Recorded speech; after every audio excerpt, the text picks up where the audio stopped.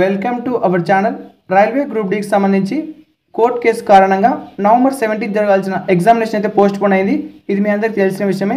అలాగే డిసెంబర్లో జరిగే అవకాశం ఏమైనా ఉందని కొందరు కామెంట్ చేస్తున్నారు.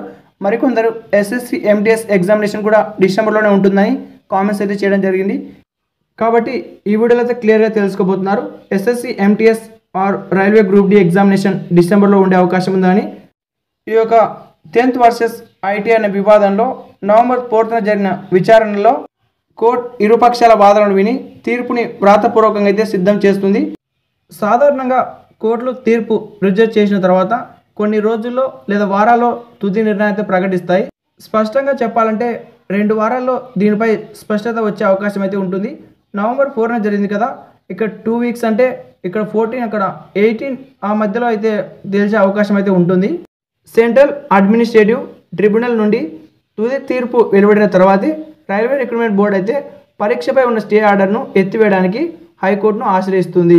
స్టే ఆర్డర్ ఎత్తివేసిన వెంటనే ఆర్ఆర్బీలు పరీక్ష తేదీను అధికారంగా ప్రకటిస్తాయి. కేసు అయిపోయినాక రైల్వే రిక్రూట్మెంట్ బోర్డు వచ్చేసి డిసెంబర్లో వీటి యొక్క డేట్స్ ప్రకటించింది అనుకోండి. ఎస్ఎస్సి విభాగంలో ఎంటీఎస్ కూడా అఫీషియల్గా అయితే తెలియజేయడం జరిగింది.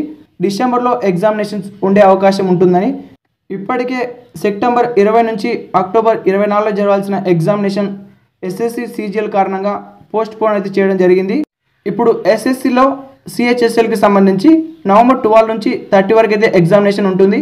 సో వన్స్ అది అయిపోయినాక డిసెంబర్ 1st వీక్ నుంచి ఈ యొక్క ఎంటీఎస్ ఎగ్జామినేషన్ కండక్ట్ చేస్తారని అఫీషియల్గా అయితే తెలియజేయడం జరుగుతుంది. బట్ ఫిక్స్డ్ డేట్స్ అయితే ఏం రాలేదు.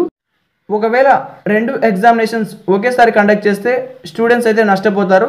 ఎందుకంటే కొందరు ఎంటీఎస్ కూడా అప్లై చేసింటారు, కొందరు గ్రూప్ డీకి అప్లై చేసి ఎంటీఎస్ కూడా అప్లై చేసింటారు. అలాంటప్పుడు ఎగ్జామినేషన్ ఒకే రోజు ఒకే షిఫ్ట్ పడితే ఒక ఎగ్జామ్కి అటెంప్ట్ అవుతారు, మరొక ఎగ్జామ్కి అయితే అటెంప్ట్ కాలేరు. సో మీరు ఏ ఎగ్జామ్ ఫస్ట్ ఉండాలనుకుంటున్నారో కింద కామెంట్ చేయండి. ఎస్ఎస్సి ఎంటీఎస్ ఎగ్జామినేషనా లేకపోతే రైల్వే గ్రూప్ డీనా?